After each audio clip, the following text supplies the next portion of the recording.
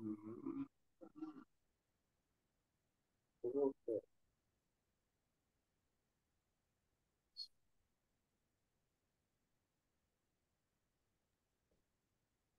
boa noite. Estamos no quarto encontro do Conversas e Conexões da Xilografite no Sesc Araraquara, que é uma possibilidade da gente conversar um pouco online para saber um pouco dos processos criativos, do pessoal que fez as obras que estão expostas aqui. E hoje a gente vai ouvir um pouco do grupo do Lira, que junto com das múltiplas faces da literatura de cordel brasileira, é símbolo da herança de cultura popular, sobretudo das matrizes culturais de Juazeiro do Norte e do Cariri. Reside desde a década de 30, resistindo desde a década de 30, a gráfica que reúne poetas, xilógrafos, pertence hoje à Universidade Regional do Cariri e é conduzida pelo xilógrafo Zé Lourenço, que hoje vai falar um pouquinho com a gente. Laura, palavra tua primeiro aqui para a gente se achegar. Tá joia. Obrigada, Ana, pela essa apresentação. Boa noite a todos e a todas. Obrigada, Zé Lourenço, por você estar aqui com a gente. É um grande prazer e uma honra ter você aqui conosco. Que você, assim como o J. Borges, foram as figuras de proa da xilografite, né, que une a arte urbana e a arte popular nessa plataforma colaborativa de arte, educação e conexão.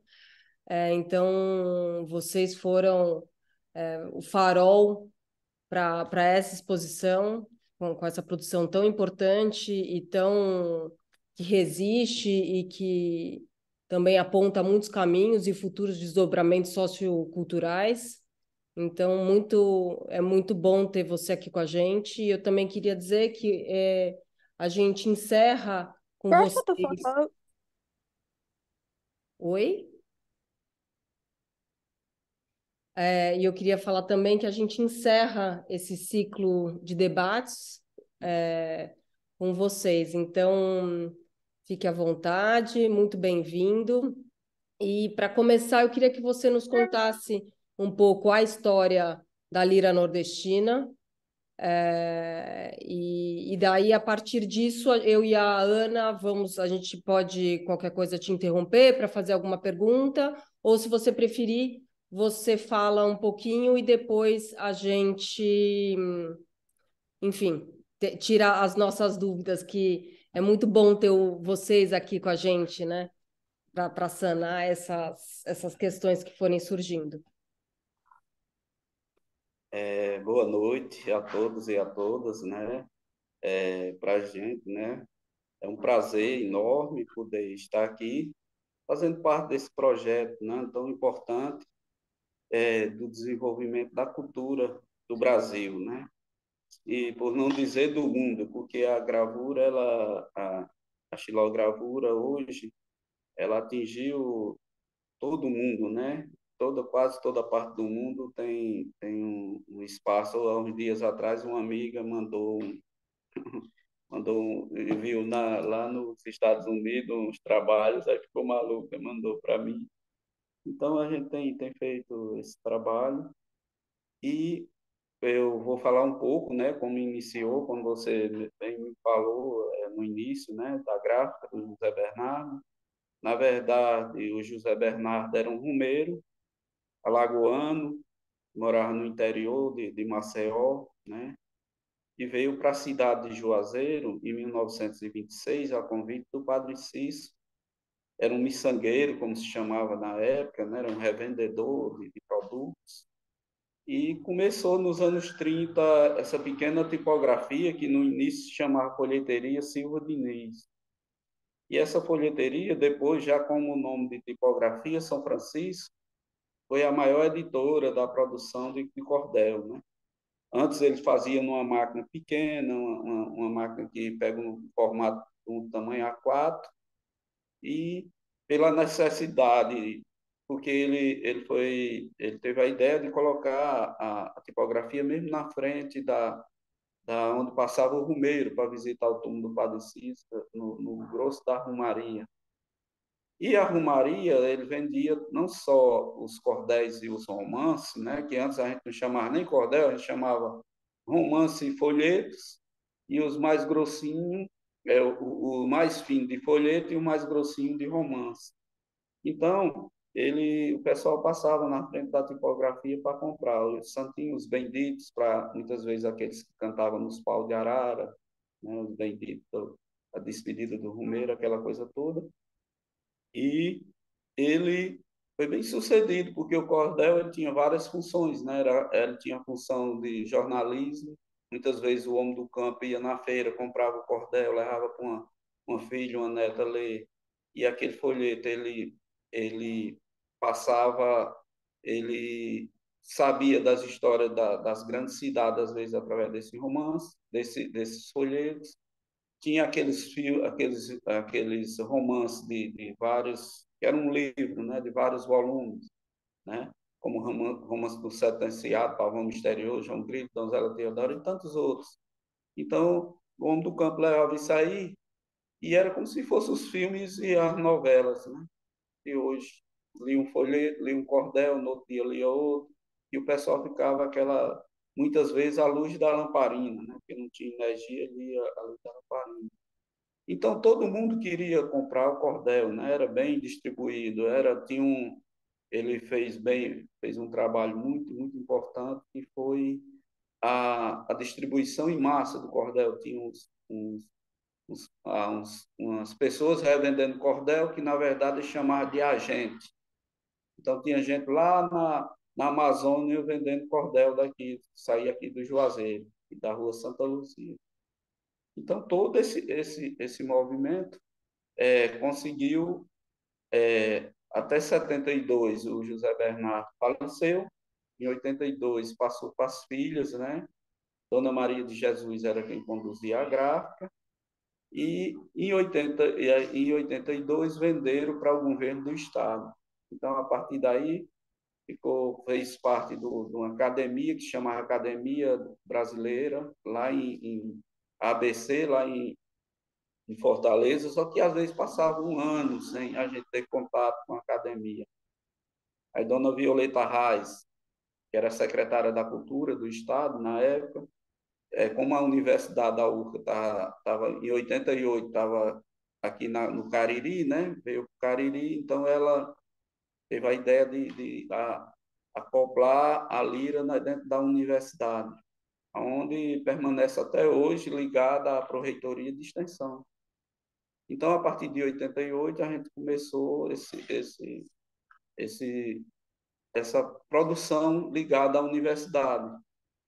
Foi uma coisa boa, foi, mas aí teve um momento muito complicado, porque a Lira, a Lira, esse nome Lira Nordestina foi indicado pelo saudoso poeta Patativa do Assaré, né, em 82. Ele tinha que escolher uma razão social e ele achou que isso foi o nome mais importante, mais indicado, que as pessoas gostaram muito. E ela perdeu o finco comercial, né? Comercial, porque ela se transformou, quando ela passa para a universidade, ela se transforma num laboratório de pesquisa, se transforma num espaço de, de pesquisa, né, onde os alunos até hoje vai ter aulas, né, a gente tem alunos que têm aulas lá, e perdeu aquele finco comercial, né? Então, as pessoas, como eu ainda, que a gente chegou na tipografia em 79, levado para o meu avô, né, Pedro Luiz Gonzaga. Então, a gente chegou aí com 10 anos de idade, né? Os meus irmãos chegaram mais novos. Tem um que chegou com 7 anos para drobar os cordéis, para arrumar os folhetos, né? Eu não digo não é nem trabalhar, mas fazer parte aqui para não estar na rua perturbando o povo. Então, eu vou levar, não, vamos levar esse menino para aprender a profissão. E assim a gente começava, dentro da tipografia, a trabalhar na produção dos cordéis e dos folhetos. Quando ela é vendida em 82, começou a ter dificuldades, até para se comercializar produtos dentro da Lira, porque a universidade, em 88, a universidade não tinha como comercializar esses produtos. Então, o estilógrafo e os artistas daí começaram a ter os cordelistas. O cordel já não vendia tanto, porque era poucas encomendas, a gente também não podia imprimir, fazia uns blocos, às vezes até sem a própria universidade ter contato com aquilo, né? Às vezes os diretores nem sabiam, mas também não ligava muito, porque eles queriam funcionando a Lira, né? E nessa época, quem era o coordenador era o Expedito Sebastião da Silva, era o gerente. Era o gerente que nos conduzia, que ensinou tudo de tipografia para a gente. Só que o Expedito foi um dos maiores poetas, né? Chegou a fazer mais de 300 títulos de cordéis, né? Só que ele não saía de dentro da tipografia. Ele ia atrás de uns blocos, uns negócios para a gente imprimir, fazer uns cordéis. E, e ele tinha essa dificuldade. O professor Gilmar Carvalho é um grande cara que nos ajudou bastante, né? Ia lá chamava ele para Fortaleza, ele não ia. Martinho se chamava para a França, ele não queria ir para os Estados Unidos. E tinha muitos amigos que ele tinha essa dificuldade, né? E quando foi em 97, ele faleceu. Aí eu, como era o mais velho da turma, tive que assumir a tipografia, né? Ir atrás dos cordéis, dos contatos, as coisas que ele fazia, e com o mesmo salário que ele recebia, eu tenho dito, né, por mais de rir, porque era sem remuneração, né? Então a gente vivia do que a gente produzia dentro da tipografia, ilegalmente, porque a gente não podia. E eu comecei quando eu entrei, eu comecei a perceber, nos anos 90, chegaram a anunciar o fim do cordel, né, aqui dentro do Cariri, e a gente começou a ter ideias. A gente teve um projeto muito importante, que foi o projeto do SESC Cordel Novos Talentos, que era um projeto que a professora Fanca, né, teve a ideia de a gente fazer uma parceria. Esses cordéis eram impressos dentro da Lira, foi quem sustentou vários anos a gente, né? E eu percebendo isso, né, eu comecei a fazer estilogravura em 88, já falando da minha, como eu entrei nesse negócio de fazer estilogravura, né? Eu era impressor gráfico e era tipógrafo e não fazia gravura. E eu vendo a dificuldade, porque nessa época as pessoas já era difícil a gente ter uma encomenda. E quando a gente tinha uma encomenda, as pessoas só queriam que fosse feito em madeira, estilogravura. Aí eu vendo aquela dificuldade, um dia eu peguei uma matriz e copiei de um clichê e comecei a tentar fazer essa cópia. Não consegui, cortei o olho do homem, né? A mulher ficou com a boca torta, joguei para lá e não, eu não sei fazer isso não. Só que o Expedito Sebastião da Silva ficou observando eu fazendo aquilo. No outro dia chega um rapaz com um cordel chamado Casamento Maturo. Aí ele chega e diz: Lourenço, seu Expedito, eu queria um cordel, que é para a gente distribuir nas festas juninas, mas eu queria que fosse em xilogravura. Ele disse: eita, meu Deus. Eu já sei quem é que faz. Tem um rapaz aqui que faz, trabalha aqui. Zé, vem cá. Eu fui, pensei que era para imprimir o cordel. Ele disse: pronto, esse aqui é quem faz a capa. Ele fez uma ontem, ficou boa. E eu olhava para ele, não podia dizer não, que era o primeiro dinheirinho da semana que ia entrar. Ficava fazendo: meu Deus do céu, o que é que eu vou fazer? E desconfiado ali no canto. E quando o homem saiu, eu digo: oh, pelo amor de Deus, o que é que eu vou fazer? Não, tu faz assim, como o Stein fazia, como o professor Abraão Batista faz e tal. Aí, no final da tarde, o pessoal jogava o resto de madeira numa serrariazinha que tinha lá perto lá de casa. Aí eu peguei um pedacinho de madeira e fiquei pensando o que fazer. Foi lá para 1 hora da manhã, eu consegui fazer um desenho.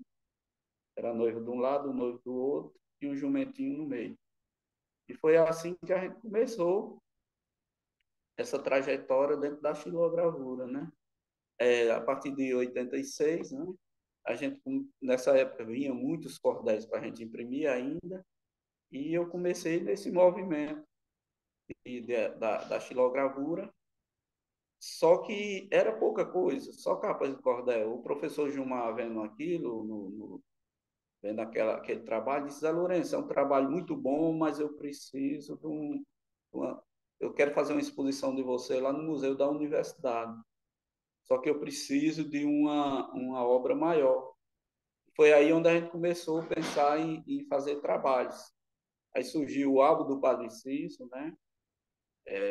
Que foi um álbum muito importante, que abriu as portas, assim, que a parte, isso foi em 89, e em 90 a gente concluiu o álbum.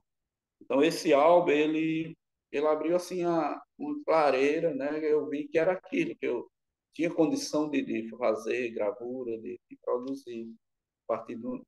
Aí veio álbum do Patativa, álbuns Arajara, que foi encomenda de um holandês que andou aqui pelo Cariri nos anos 90, ficou doido. Só de um amigo meu, secretário de Cultura Bahia, procura um artista aí que possa fazer esse trabalho.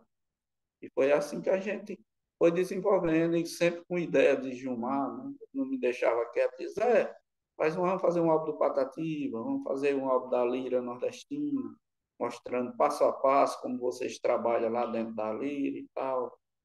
E a gente foi fazendo esse tipo de trabalho. Quando eu assumi a tipografia, eu comecei a perceber que se a gente continuasse nesse projeto dos cordéis, das impressões, quando aparecesse, a gente ia ter que fechar, porque ninguém conseguia sobreviver. O pessoal lá, nesse tempo era mais televisão, né? Era todo mundo ligado nas televisões e cordel ninguém queria mais. Aí foi aí onde eu comecei a viajar, né? Fui para um projeto, um, um evento muito importante que abriu assim minha mente. Passei 40 dias aí em São Paulo, no SESC Pompeia, né? Trabalhando todo dia, fazendo oficina, tendo contato com artistas, com pesquisadores, com pessoas. E entrei nesse movimento e percebi que a gente poderia fazer parcerias e sobreviver com a arte. Foi aí onde a gente teve a ideia, o SESC sempre foi um parceiro da gente, né? Foi um dos primeiros e nos acolheu e estamos até hoje, né? Nessa parceria. Então, depois procurei o Sebrae e a gente começou a participar de vários eventos, né? E com o Sebrae a gente começou a ter umas capacitações. Rapaz, vamos criar uns produtos, vamos fazer uns kitzinhos de matrizes para vender para o povo e tal. Aí eu andando, vi lá nos azulejos do Maranhão, eu disse: vamos fazer uns azulejinhos, né? Fazer uns azulejinhos com a tinta que pode passar. Isso em 2000 eu fiz a gente teve essa ideia. Depois que eu vim do SESC Pompeia, eu tive essa ideia de transformar isso, fazer uma caixinha, né, que a gente faz lá na Lira mesmo, uma caixinha com a própria imagem. Esse é um produto, não é a xilogravura original, é um produto na linha do artesanato, né? Eu posso fazer várias peças dessas iguais, né? Se não tão iguais, mas fica parecido. Isso tanto levando a cultura daqui do Cariri, como a arte mundial, né? Porque a arte não tem limite, né? Aí aqui a gente já tem o nosso pássaro daqui, que é o pavãozinho, o soldadinho do Araripe, né? Que é o nosso pássarozinho. E toda essa produção, aí tem muita coisa, né? É um mundo de gravura, de álbuns, de coleções e muitas coisas que a gente vem produzindo. Trabalhos grandes, né? E essa ideia dessas pequenas lembranças, de pequenos souvenir, é que a gente recebe alunos, né? Aí os meninos chegavam lá: seu Zé Lourenço, eu queria levar uma lembrança para papai, para minha professora. Aí foi aí onde a gente teve a ideia de fazer esses pequenos álbuns, essas caixinhas de estilos, né? Aí a gente tem uma diversidade de produtos. E também, falando um pouco que eu esqueci do José Bernardo, a gente tem aqui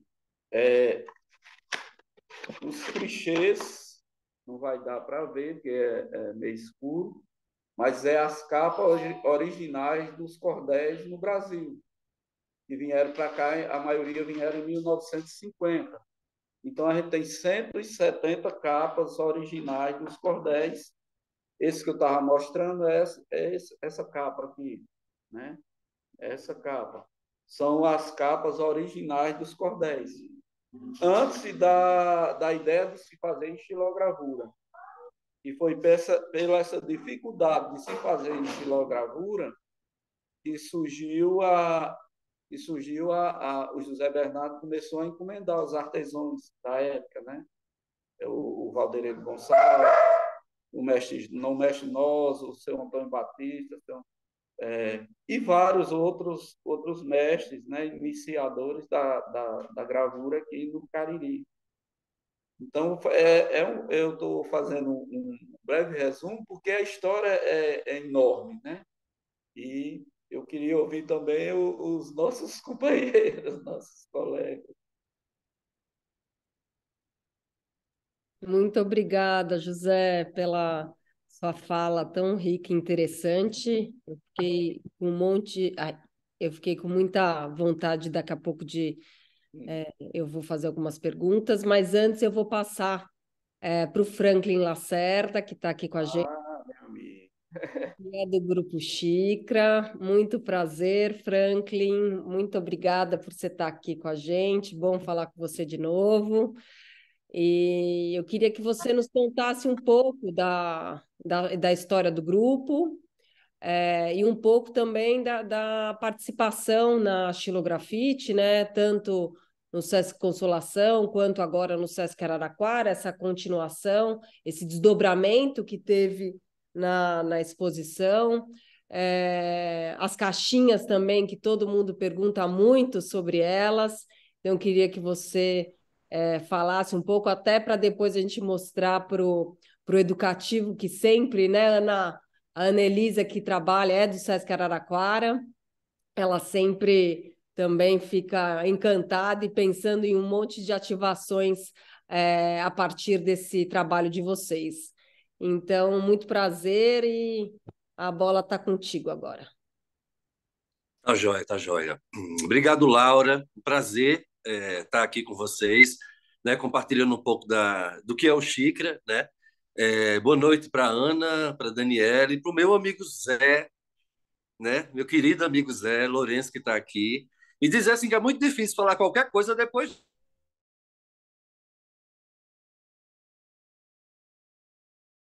Travou.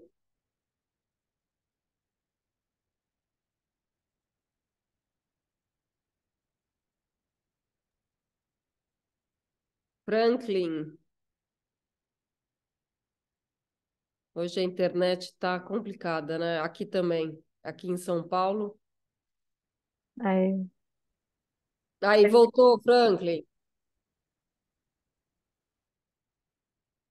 Agora sem som.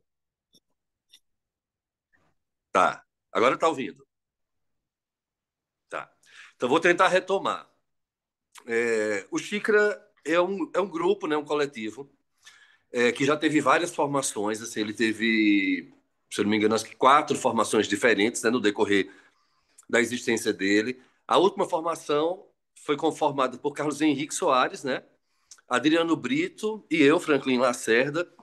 E a gente imprimiu um olhar assim no Xícara, né, nessa formação, que estava muito alinhado com a ideia de pensar a gravura no campo expandido e também pensar em uma atuação desse grupo e da xilogravura a partir da intervenção urbana. Então, muitos de nossos trabalhos, né, eles tinham esse diálogo com a rua.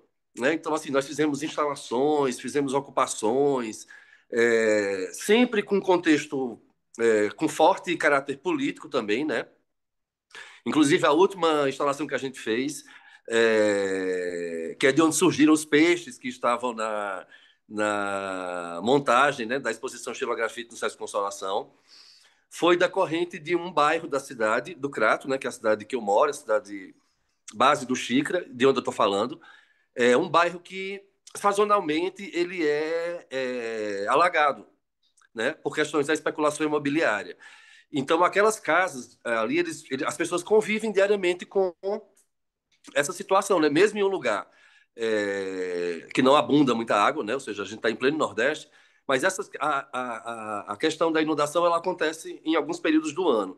E aí nós fizemos uma instalação onde nós instalamos peixes na fachada de uma casa, né? E esse trabalho é um dos exemplos que a gente tem onde o trabalho ele tem um caráter político muito forte, né? Ou seja, de uma contestação pelo que acontece, né? E o Xícara também é um grupo que sempre teve um diálogo muito forte assim, com outros artistas e de outras localidades, né? Nós participamos, isso acontece desde outras formações, né? É, de um grupo, de um coletivo que chama Berlim, Cariri, São Paulo, Oaxaca, né? Que é um grupo que promove um intercâmbio, né, de trabalhos e discute também propostas, né, que são executadas uns dos outros. Então, assim, o Xícara tem uma ação, envia para Oaxaca e lá eles aplicam aquele trabalho, executam a ação e aí vice-versa, né? Nós fizemos aqui também uma ação que foram os artistas de todos esses grupos, de todos esses lugares, foram provocados a criar imagens de peixes. E essas imagens vieram para o Cariri e ela foi instalada nas paredes de um canal, né? Um canal que corta a cidade inteira, né? Passa pelo centro da cidade e que um canal que foi um rio, né? Era o caminho do Rio Grangeiro, né? Que por conta da especulação imobiliária, por conta da poluição e do descaso com as águas, né? O rio se transformou num canal. E vocês de São Paulo reconhecem bem a questão do Rio Tietê, né? Então, várias de nossas ações elas têm esse caráter, né, político, interativo, de estar na rua, né, e em diálogo com a rua. E também tem um caráter que foi desenvolvido nessa última formação em específico, né, que é um pensamento de narrativas ficcionais, né. Então, nós temos dois trabalhos que são as capas de cordel em grande formato, né, que estão no Sesc Araraquara, né? Que são capas de cordel imaginários, os cordéis não existem, né? E eles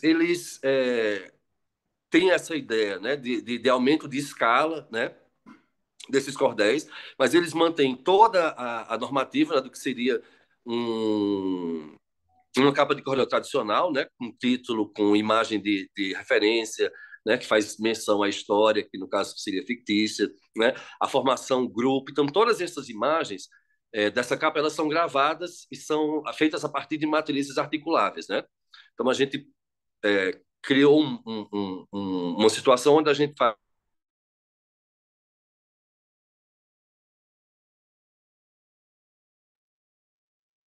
Cai um pouquinho, já já ele retorna.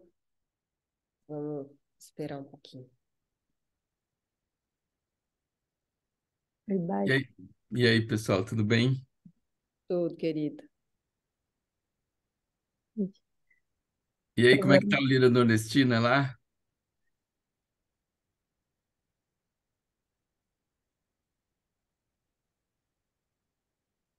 O Franklin está com um pouquinho, tá com um problema na conexão e já aconteceu isso, ele já vai voltar. Uhum.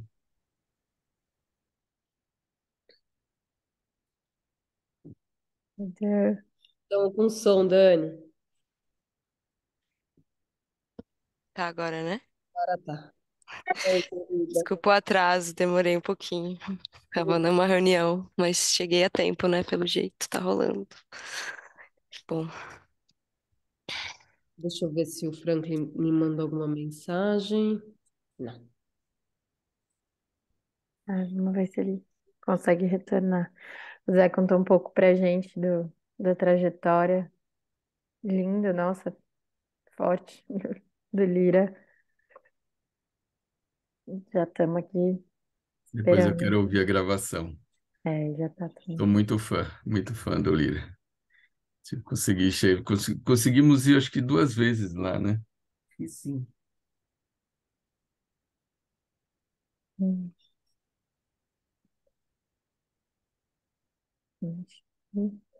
Franklin tá retornando, vamos deixar ele terminar a fala, depois a gente abre também para perguntas da gente.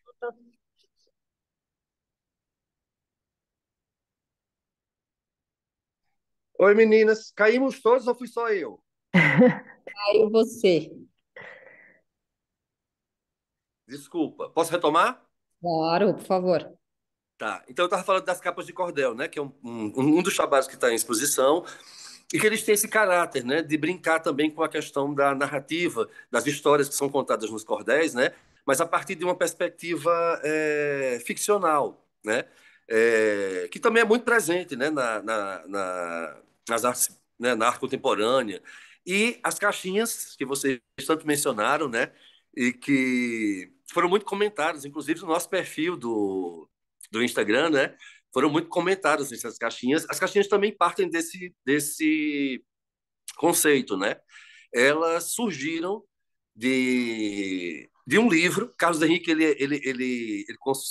costuma coletar materiais e ele encontrou um livro é, de uma fábrica, era um livro de registro de trabalhadores de uma fábrica de tijolos, né? Cerâmica, assim. E a gente começou a olhar esse livro e a gente viu que tinha lá a descrição de quem era o funcionário, né? O cargo que ele ocupava, se ele tinha família, se tinha dependentes, quanto recebia, qual era a sua função. E a gente começou a achar curioso isso, porque a maioria delas tinha uma foto, né? Tinha uma foto 3x4 e algumas delas tinham a foto não existia mais, né? E aí a gente começou a discutir isso e eu lembro que eu propus, eu falei assim, vamos refazer a imagem desse trabalhador. Os meninos, será? Eu falei, vamos dar continuidade à ideia de ficção e vamos começar a fazer isso. E aí a gente dividiu, escolhemos, cada um escolheu um personagem, né, que estava presente no livro e fez a imagem desse homem, né? E a partir disso, né, desse processo de gravar, né, uma imagem, a partir de uma descrição que estava ali presente, a gente tentou extrapolar tudo isso e pensar assim, vamos dar um caráter assim, para cada um desses homens, né? Então a gente imaginou que um deles queria ser militar, trabalhava como numa cerâmica, né? Mas o sonho dele era ser militar. E ali ele guardava algumas relíquias, né? Que seria algo que lembrasse a ele o período que ele passou no tiro de guerra, né? Fazendo o serviço militar. E aí a gente foi preenchendo cada uma daquelas caixinhas com essas memórias que também são inventadas, né? A partir da imaginação de cada um de nós, né? E essas caixas elas são extremamente emotivas, né? É curioso porque é o seguinte, mesmo as pessoas não conhecendo a história por trás, né? Geralmente a sensação que as pessoas têm é que essas caixas elas são extremamente emotivas, né? Assim, elas trazem essa sensação de que algo que tem ali dentro é raro, né? É precioso, né? Foi guardado porque tinha muito, as pessoas tinham muito apreço por aquilo, né? E o grupo foi se desenvolvendo a partir dessa perspectiva, né? Também muito do diálogo assim com outros artistas. Nós participamos também, temos uma parceria frequente assim com o grupo chamado Artista em Viagem, né? Que é composto por Dili Rojas e Isalmi Nascimento, né?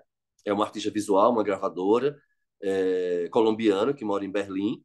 E Isalmi Nascimento é um fotógrafo paulista que também está em Berlim agora. Nós fizemos vários trabalhos assim em parceria e essa é a natureza assim do Xícara, né? É um grupo que tem essa, eu acho que por vocação o diálogo assim. Acho que uma das fosse tentar resumir o que seria o Xícara, eu acho que é essa ideia de estar sempre em diálogo assim e atento, né, às coisas que estão acontecendo ao nosso redor e ao mesmo tempo uma tentativa de atualizar, né, a xilogravura dentro de um espaço onde a xilogravura tradicional ela ocupa um lugar de destaque assim incomparável, né?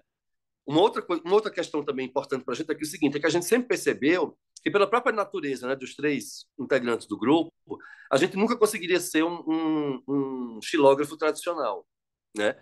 Nós tínhamos trânsito, né? Eu sou artista visual, formado em artes visuais, professor de artes visuais, Adriano Brito, além de artista visual, ator e palhaço, né?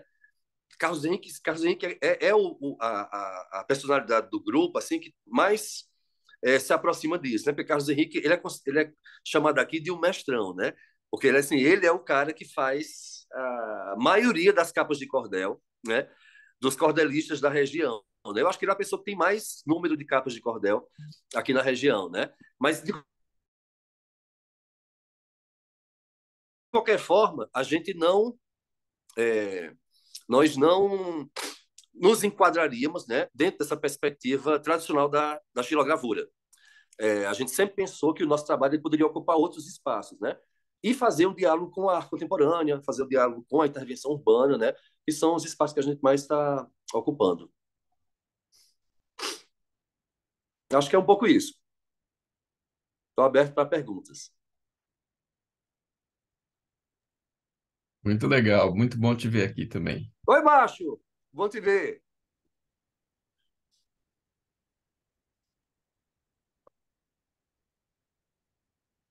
Acho que a gente pergunta já podemos perguntar para os dois? Já podemos.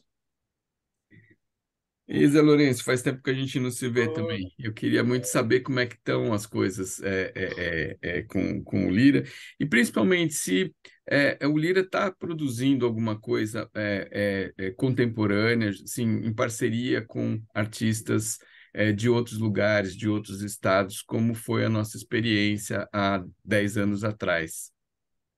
Isso, a Lira, né? A gente está sempre procurando inovar, né? Hoje nós estamos, eu digo que num momento bom, a gente tá trabalhando junto com a professora da URCA, né? A gente está com a professora, o Centro de Artes está novamente dentro da Lira, né? Junto em aula quase todas quarta-feira.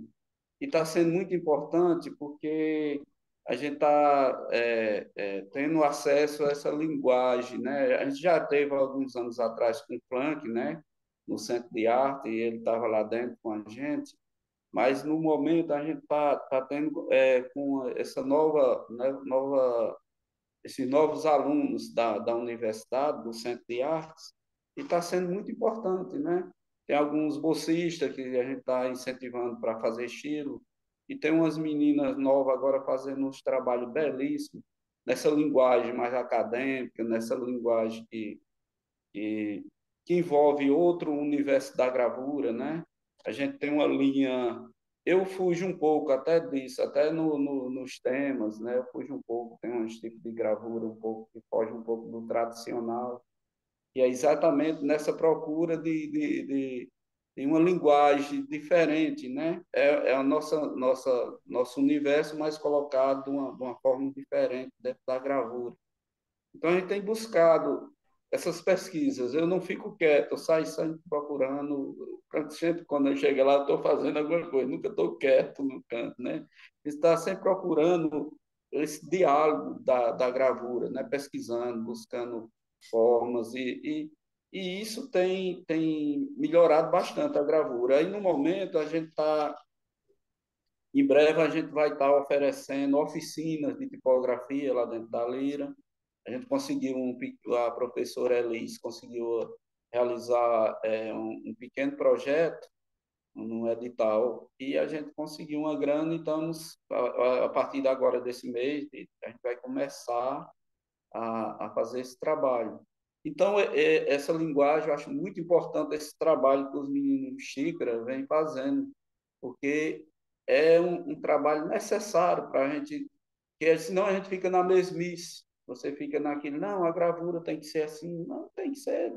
O artista tem que expressar o que ele está sentindo, da forma que ele quiser, como ele pensar o mundo. E é dessa forma que a gente tem discutido, o Franco tem acompanhado. Eu vou até pegar um aqui, mostrar para vocês, né? Que é os casais, né?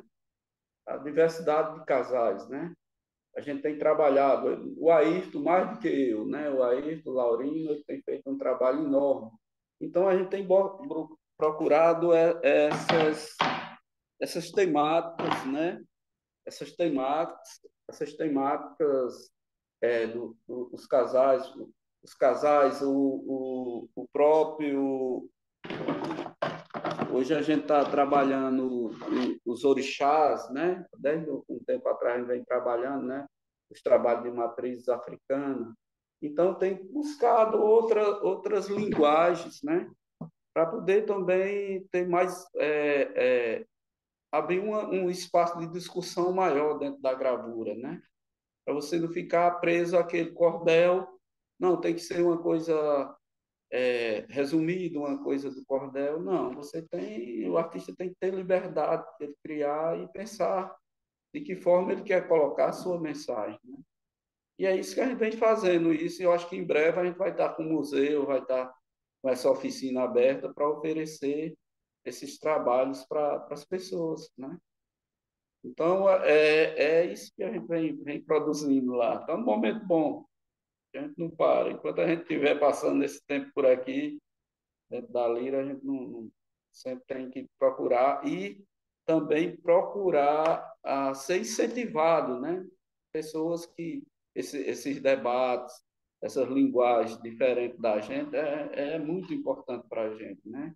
É um a gente diz que é um aprendizado enorme. A gente não tem nem é uma coisa impagável uma live dessa onde a gente discute a gravura, o que é que está acontecendo no mundo da gravura atualmente, né? Eu sou testemunha disso, viu? Eu estou sempre perto de Zé, lá na Lira, de vez em quando eu chego por lá, e eu vejo quão inquieto ele é. Assim, ele está sempre fazendo alguma coisa, ou pelo menos disposto a fazer alguma coisa, né? Inclusive, a gente até pensou, né, Zé, em montar uma exposição do E acervo, né? vamos, Os- Futuramente a gente vai estar montando uma exposição com o sim, acervo sim. da Tá, Lira lá. E aí você digitaliza tudo para a gente poder ver em qualquer Ah, lugar. sim, certeza.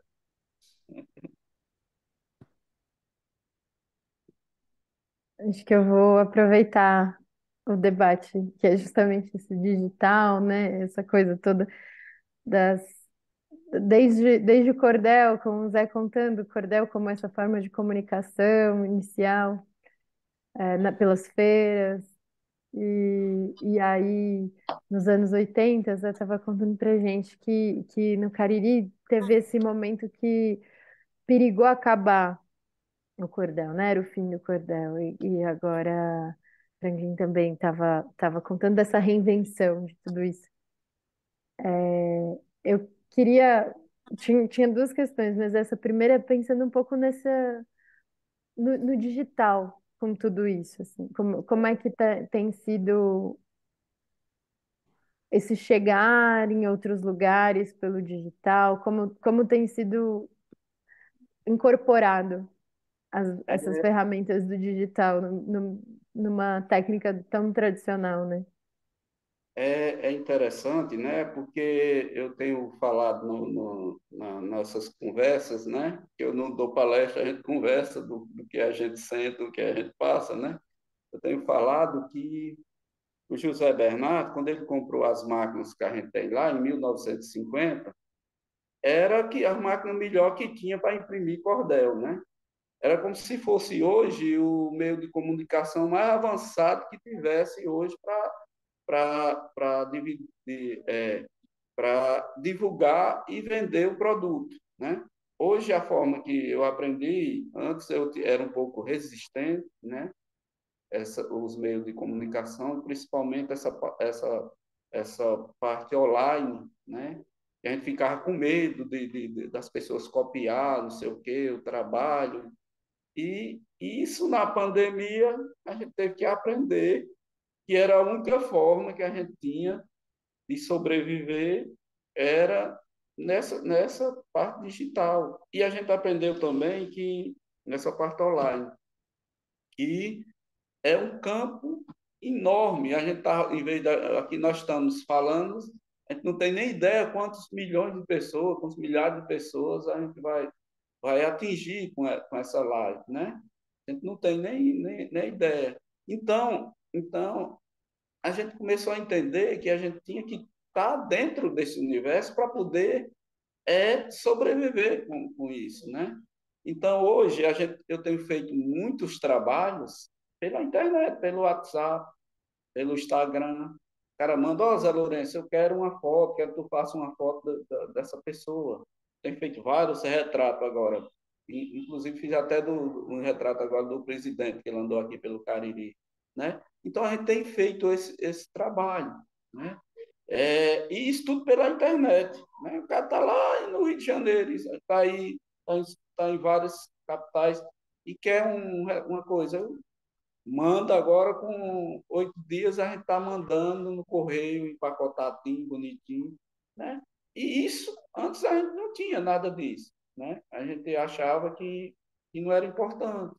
Não, tinha que ter o trabalho, não sei o quê. A gente tem vários sites, agora eu acho que até daqui uns 2, 3 meses, a gente está colocando, estamos com uma parceria com a Universidade Federal do Cariri, aqui, a UFCA. A gente está fazendo um site da Associação dos Xilógrafos, né? Que é outra instituição que funciona dentro da Lira, onde eu estou presidente, e a maioria dos meus agregados lá faz parte da diretoria. Então, é a associação que comercializa os produtos dentro da Lira, né? Então, essa associação, a gente, em parceria com a universidade, com o pessoal da academia, em breve a gente está colocando o site da associação para vender só online, né? Só para vender online. Então, isso, esses estilos, né? Esses azulejos que a gente faz, essas coisas tudo, isso aqui tudo passa pelo computador, é digitalizado, é feita a pecinha. Então, tudo você tem que aproveitar tudo, né? Porque senão você não consegue sobreviver. É tanto que a gente tá discutindo aqui uma forma da gente fazer oficina online, né? Oficina online, não, tanto principalmente a oficina do cordel digital. A gente tem recebido de várias escolas, os meninos ficam lá no celular, né? Aí, Zé Lourenço, sei o quê? No celular. Eu digo, ó, em breve nós vamos estar conversando com vocês, lá na cidade de vocês, fazendo cordel. Aí tem um choque, né? Mas o Expedito Sebastião da Silva, quando ele escrevia em verso e mandava as cartas pelo correio para os amigos, né? Para as namoradas, aquela coisa toda, ele mandava as cartinhas. Se ele tivesse hoje, ele estava fazendo pela internet, pelo Instagram, pelo WhatsApp, né? Então é assim que eu penso, né? Eu sou minha identidade, a nossa identidade veio do cordel, tanto que as nossas gravuras, ela tem essa identidade, né? A gente tem os dois maiores centros da gravura no Brasil, que é lá em Bezerros e aqui no Cariri, dentro da Lira nordestina, né? E o J. Borges já veio daqui também, que ele vinha comprar os cordéis do, do José Bernardo e levava para Bezerros. Então, isso tudo a gente tem que abraçar, porque senão você não consegue sobreviver com a arte e não consegue divulgar. E aqui os únicos meios que a gente tem, o mais rápido e atuais, né? Do mundo, né? Não pode ficar fora disso aí. E vocês, Franklin, levando essa questão da Ana também, que me interessa saber. Como o digital impacta na produção de vocês? Então, o nosso trabalho ele é completamente analógico, né? Manual. Assim, né? Essa é uma questão que a gente mantém e acha que é muito importante continuar com isso, né? Com essa coisa da manualidade, do material, né? Mas as plataformas digitais, né? Elas são os nossos espaços de conexão, né? Ou seja, como eu costumo falar, assim, é o espaço de criar pontes, né? É um espaço de diálogo, é um espaço onde a gente divulga os trabalhos, né? É, comercializa também, né? Em alguma instância. Então, assim, a questão do digital, desse universo, eu acho que ele é um caminho que não tem volta, né? Ou seja, é mesmo a forma de comunicação, é a plataforma de divulgação de trabalhos, né? São os espaços onde a gente está estabelecendo conversas, né? E isso só se fortaleceu durante o período da pandemia, mas que continua, né? E assim, eu acho que é muito importante, assim, mesmo ocupar esses espaços, né? Eu tenho acompanhado o Zé, né? E o J. Borges, assim, a atuação de ambos, assim, é muito expressiva, né? Ou seja, você consegue comprar gravuras de ambos espaços, assim, a partir do Instagram, né? Tudo por contato virtual. Então, assim, a forma como a gente entende essas plataformas são esses veículos de conexão, assim. São espaços de divulgação e, sobretudo, espaços para estabelecer pontes. Fazer uma pergunta para o Franklin também. Franklin, como é que a gente já conversa sobre isso há muitos anos, na verdade, Sim, mas como anda a presença feminina dentro desse universo da xilogravura que tradicionalmente é tão masculina? Eu sei que você tem um trabalho especial com isso, mas eu quero que você sim, me atualize aí como está rolando. tá. Não, isso é muito importante, assim. Inclusive, dentro da nossa participação na xilografia do SESC Consolação, né, existia um recorte, né, que foi curado por mim, de um grupo de mulheres na xilogravura, né? Aqui no Cariri, infelizmente, nós temos uma estatística nada agradável, né? Que é a quantidade de feminicídio, né? De violências contra as mulheres, né? E então, assim, eu acho que é muito importante reconhecer o papel delas, a presença delas em todos os aspectos da região, sobretudo nas artes, né? E assim, a produção em estilogravura feminina, ela nunca teve tanta expressividade quanto a masculina aqui no Cariri, né? Mas isso vem mudando, né? Logo após a estilografite, onde a gente expôs o trabalho da Suiane Moreira, né, a Sou Picho, da Carol Piene, né, e da Andrea Sobolive, eu acabei encontrando assim um grupo enorme de mulheres que estão produzindo, né? Mulheres que inclusive assim largaram outros trabalhos convencionais, né? Para poder viver da xilogravura e hoje vivem da xilogravura, né? E se eu não me engano, eu acho que há um mês, 2 meses atrás, a Dili Rojas, junto com esqueci o nome dela agora, elas fizeram um evento aqui no CRAT chamado Matriz, né? É a segunda edição desse evento, que era Matriz Gravuras Femininas, ou seja, um evento onde se discutia a gravura feminina, né? E era uma forma também de estímulo a essa produção, né? Era um evento onde vários artistas daqui foram convidados a participar, né? Conhecer o trabalho dessas gravadoras, né? E foi durante todo o evento existiram várias oficinas que eram voltadas para a multiplicação dessa prática, né? Ou seja, fazer com que mais mulheres entrassem, né, na produção da gravura.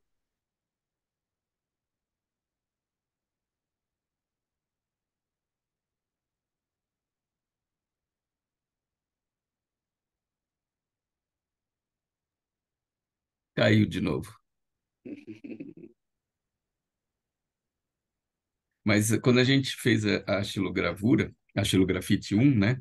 A gente, um dos grupos que a gente gostaria de convidar para participar da exposição era o Muxica, que era um grupo chamado Muxica, né? Que a tradução, a sigla é de Mulheres Xilógrafas do Cariri. Mas elas só tinham acabado como um coletivo, né? Mas elas tinham acabado de se desmanchar como coletivo, então não convinha, né? Não queriam participar, não quiseram participar.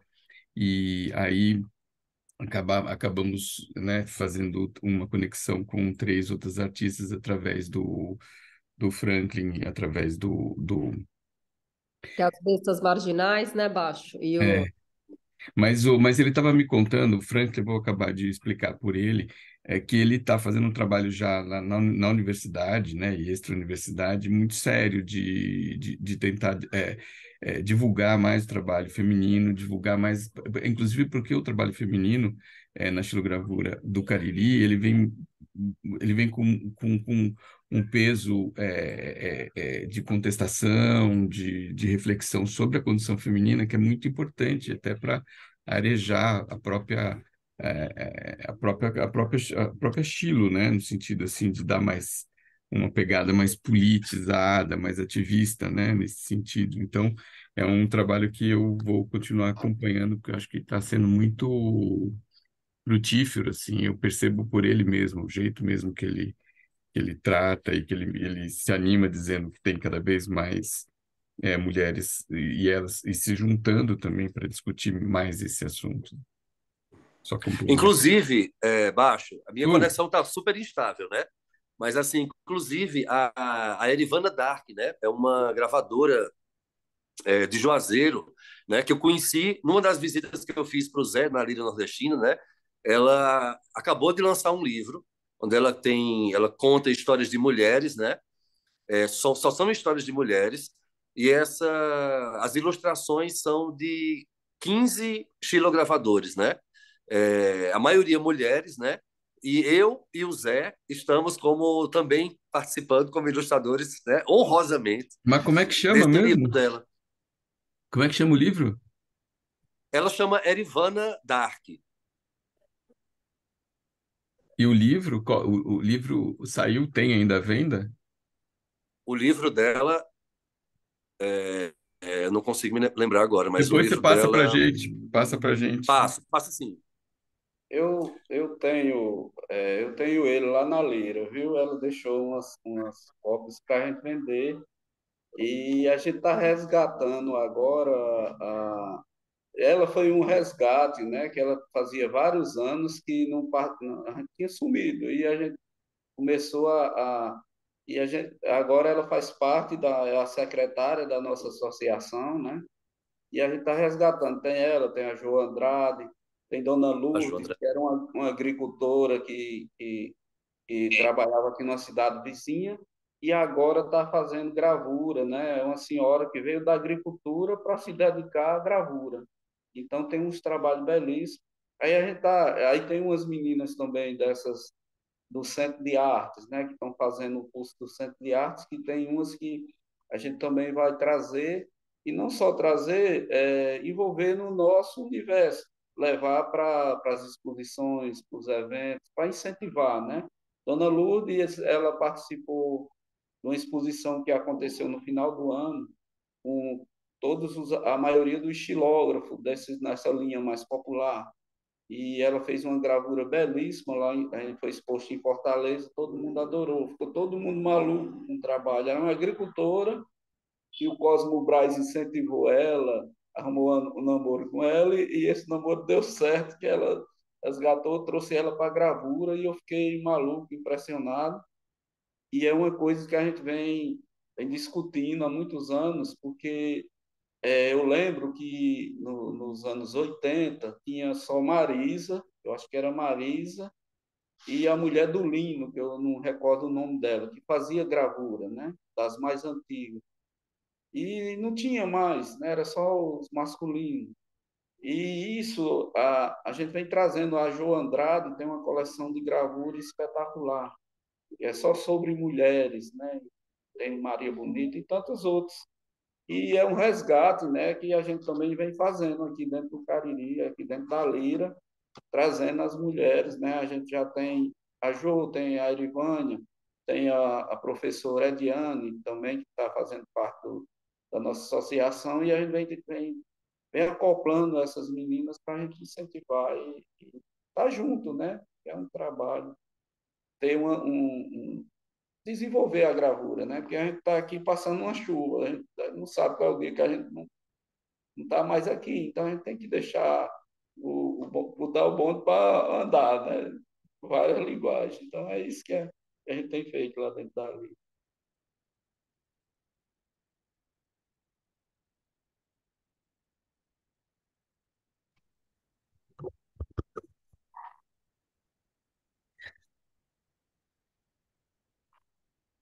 Então, eu acho que a gente já pode ir encerrando. É, eu queria muito agradecer a participação do José Lourenço, da Lira Nordestina, e do Franklin, do Grupo Xícara, que ainda falta o Carlos Henrique, o Adriano Brito. Mas eu gostaria muito de agradecer a participação de todos e todas. E Baixo, quer dizer mais alguma coisinha? Não, muito feliz que deu tempo de eu chegar aqui e entrar. Eu queria muito ver vocês. O Franklin eu ainda vi, mas o Zé Lourenço fazia muitos anos que eu não via. Tá com saudade já. Se A gente alguém quer falar mais alguma coisa? Eu não sei se Eu queria. uma queria só última, assim. falar uma coisinha que eu sou uma das educadoras aqui do Sesc Araraquara e é muito bacana ter as obras de vocês aqui, né? Esse trabalho está servindo muito de inspiração assim para a gente aqui enquanto educadoras, em especial a caixinha. Contar que no mês de julho a gente vai dar uma oficina inspirada nessa caixinha. E está sendo um trabalho assim de observar toda a estrutura dela e até surgiu várias dúvidas em relação à questão do material que vocês usaram e a gente também até chegou a perguntar para, acho que foi para Laura, né? A gente perguntou e aí a gente foi tudo isso assim, né? Mas assim a gente está na verdade usando como inspiração mesmo para as atividades aqui do Espaço de Tecnologia e Artes do SESC, junto com os educadores do Educativo do Estilografite. E está sendo muito legal, assim, acompanhar todo esse processo, assim. Legal ouvir vocês falando também um pouquinho. Obrigada. Inclusive, tanto a gente sabe agora que a caixinha é feita de madeira de demolição, e Zé também contou que a primeira estilogravura dele foi feita com, peguei uma madeira lá que estava ali no caminho, e a gente foi, nesse último fim de semana aqui em Araraquara, não tem, assim, acesso a um louro canela, um louro rosa fácil. Foi que pegamos uma peroba rosa para fazer a oficina de xilogravura, porque constava nos manuais de xilogravura. E, gente, como é Só duro! fizeram com furadeira, né? Como é duro! Vocês são tudo doidos. A gente essa coisa de pegar qualquer madeira e se virar não é real. Isso é muita habilidade. É mesmo. Bom, gente, eu quero agradecer, viu, o espaço e dizer que a gente está sempre aberto, né? Desde quando a gente assumiu, desde 97, quando a gente assumiu esse barco, né? A gente tem esse pensamento, não só de sobreviver com isso, que a gente vive, eu digo que a gente vive bem com a arte, né? Dali já saiu muitas pessoas que hoje são professores, como meu filho, que era xilógrafo, fazia gravura lá, se debandou para o lado da física, fez o mestrado, o doutorado, fez o pós-doutorado e hoje está dando aula por aí, é professor, um doutor em física que surgiu lá da Lira, outro é biólogo, outro é psicólogo. Então tem muita gente que faz parte da Chilo e então eu só tenho um orgulho de ver da arte, né? Eu tenho prazer, às vezes as pessoas chegam lá e dizem, Zé Lourenço, isso é uma terapia muito boa. Eu digo, não, não, aqui não é terapia não, aqui é minha profissão, aqui é meu trabalho. Se eu quiser fazer terapia, eu vou procurar um profissional, um terapeuta, para fazer isso aqui. Então, eu só tenho aqui a agradecer e dizer que a gente está aberto para qualquer momento, qualquer hora. E se chamar para a gente fazer uma oficina aí, a gente vai. Que nem a gente fez no Belém, aí a gente passou uma semana maravilhosa com os alunos aí no Belém, aí, no Sesc Belenzinho, no Sesc Piranga. A gente já rodou por aí, um bocado de coisa por aí. E quem sabe em breve a gente não está fazendo aí também. Nossa, Dé, Eu também, agradeço. Opa. eu também eu quero agradecer, né, o convite da participação da exposição, o convite para esse diálogo aqui, que é muito bacana. Assim, é muito importante receber o feedback de vocês em relação a como os trabalhos da gente estão sendo recebidos, né, pelo público de São Paulo e agora de Araraquara. Saber assim que as caixinhas elas estão caíram no gosto popular das pessoas, né? Então assim, eu fico muito feliz assim de poder estar participando contar um pouco da história da xilogravura, né, através do Xícara, e me colocando à disposição também para a gente continuar com essas trocas. Um abraço a todos. Muito obrigado. Muito obrigada, gente. Obrigada, menino. Tchau, Baixo. Tchau, Zé. Beijo. Franklin. Tchau, tchau. Tchau. Abraço.